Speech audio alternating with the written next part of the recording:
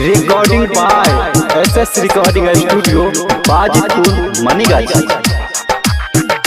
हे जान कोने भैया जाई तो गंगा रे जमुना बा, कोने भैया ले तो चिकनी माटी गे जान।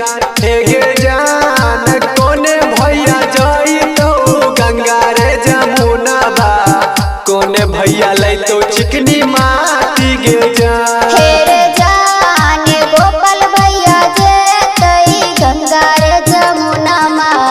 गोविंद भैया लौटे चिकनी माटी रे जा, फेरे जान असफ भैया जेतई गंगा रे जमुना मा, गणेश भैया लौटे चिकनी माटी रे जान। डीजे सुमित सतीश रैमा, डीजे सुमित सतीश रैमा,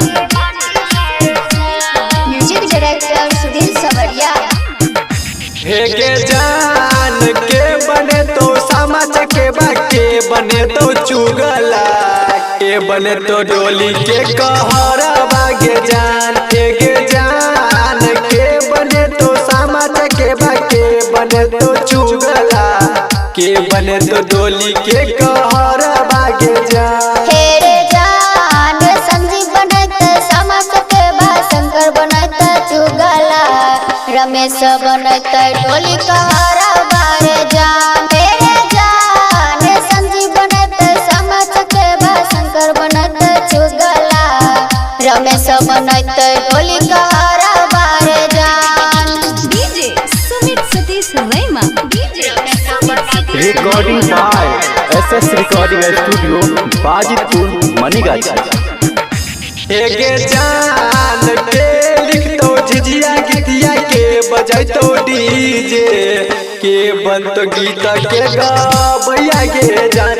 हे जान के लिख तो झिझिया गीतिया के बजाई तो डीजे, के बन तो गीत के गैया गे जान। हेरे जान रोशन लिखते झिझिया गीतिया अरुण बजाते डीजे, राम रिंकू बनाता गवैया रे जान। हेरे जान रोशन लिखते झिझिया गीतिया अरुण बजाते डीजे, राम रिंकू बनाता